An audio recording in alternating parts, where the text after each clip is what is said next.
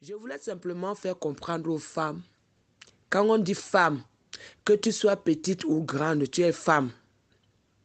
Je voulais faire comprendre aux femmes, à toutes les femmes du monde entier, que dans la vie que nous menons, à marcher avec des hommes, à avoir des relations sexuelles avec des hommes, à faire des enfants avec des hommes, à nous marier avec des hommes, c'est la femme qui est perdante dans tout le parcours de la vie. C'est la femme qui est perdante. Quand tu te maries avec un homme, avant d'aller te marier avec un homme, rassure-toi que tu aimes cet homme. Arrêtez de vous marier parce que quelqu'un travaille, il a un bon poste. Arrêtez de vous marier parce que quelqu'un, il est dans une bonne famille. Arrêtez de vous marier parce que quelqu'un vous a bien fait l'amour. Arrêtez de vous marier parce que quelqu'un s'habille bien. Arrêtez de vous marier parce que la personne, il est doux. Arrêtez ça. Mariez-vous, rassurez-vous que l'homme là, je l'aime. Et que quand vous vous mariez, vous assumez les rôles qui sont dans le foyer. Le mariage, c'est un changement de statut. Tu ne peux pas être une femme mariée, c'est toi qui veux toujours être responsable dans ta famille où tu sors. Arrêtez ça. Ou vous restez dans vos familles, ou vous partez définitivement en mariage et vous assumez ce qu'on appelle le mariage. La Bible dit que l'homme quittera son père et sa mère et il s'attachera à une femme et tous les deux deviendront un. Et la femme maintenant devient inférieure et l'homme est supérieur à la femme. Je veux faire comprendre aux femmes qui sont mariées tout le temps. Ma famille a dit que ma mère a fait, que mes oncles ont fait, arrêtez ça. Arrêtez la sorcellerie. Surtout les femmes africaines. Arrêtez la sorcellerie.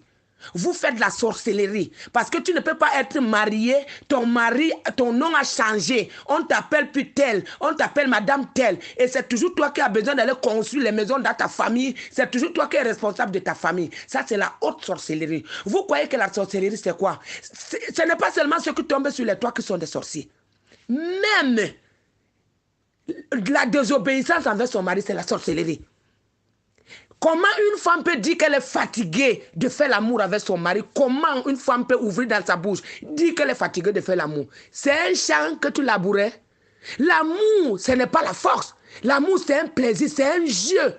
Vous comprenez? Tu commences à dire que tu fais l'amour avec ton mari jusqu'à ce que tu dis que tu es fatigué. C'est toi qui commences à programmer les jours que tu vas faire l'amour et les jours que tu ne veux pas faire l'amour. Ça, ce n'est pas la sorcellerie que vous pratiquez dans les maisons des gens.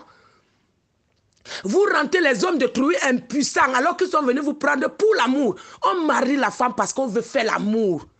On ne marie pas la femme parce qu'elle a des jolis yeux. Quand un homme te prend, il te met chez lui, c'est parce qu'il n'a plus besoin d'aller de gauche à droite. Il n'a plus besoin de venir le soir camper chez toi. Il a besoin que quand il rentre le soir au travail, il te trouve. Hein? Et une femme mariée ne se couche pas avec les habits. Une femme mariée se couche sans caleçon.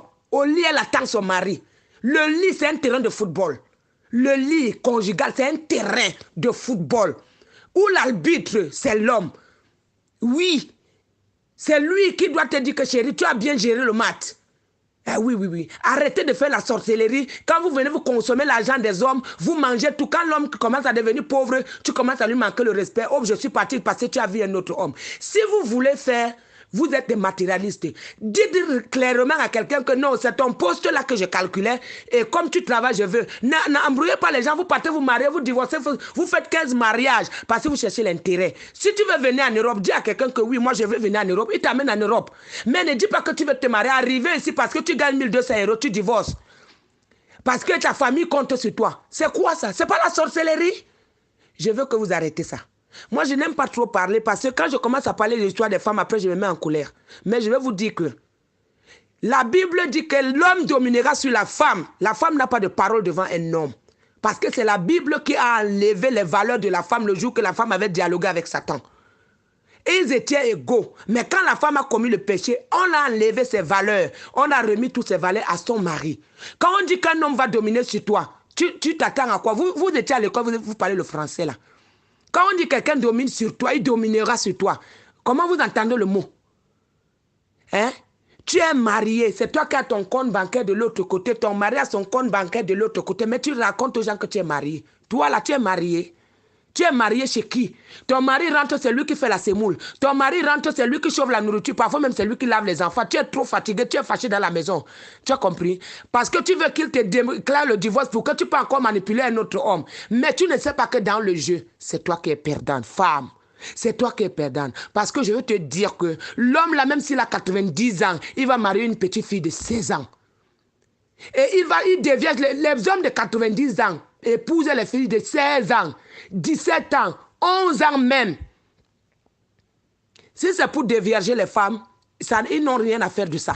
Mais je veux te dire que toi, la femme, aujourd'hui, si un homme te prend dans sa maison, il te met dedans, il te dit que tu es sa femme. Et sois dans la joie. Respecte ce petit cadre qu'on t'a donné jusqu'à la mort. Tu attends doucement. Vous allez où? Vous sortez, les seins sont épaves, après vous partez mettre les seins. Vous mettez les seins. Je vois les femmes combattre la poupée sexuelle qu'on a sortie. Vous combattez la poupée là, alors que vous avez des godes dans vos maisons. Hein? C'est pas vous qui avez fini tous les godes du monde entier ici, là, vous les femmes là. Hein? Aujourd'hui, comme on a sorti la poupée intégrale, vous commencez à combattre. Vous combattez quoi? Pourquoi vous n'avez pas combattu les godes avant? C'est pas vous qui avez acheté ça dans tous les magasins ici, en France, au Cameroun. C'est pas vous. Aujourd'hui, vous dites que non, on a dénigré la femme. On a dénigré la femme avec quoi? Chaque femme, sauf moi, je n'ai pas de God. Mais toutes les femmes, peut-être au Cameroun encore, d'autres sont épargnées là-bas parce que là-bas, il y a l'invite partout. Mais les femmes, ici en Europe, on compte les maisons où il n'y a pas de God. Vous n'avez pas de God. Vous n'avez pas critiqué ça. Quand le blanc avait sorti ça, vous n'avez pas critiqué. Vous avez tous les couples chez vous. Les longs, les gros, les moyens, les gros, c'est les qui vibrent fort. Vous voyez, les sorcières, les femmes là, vous êtes des sorcières.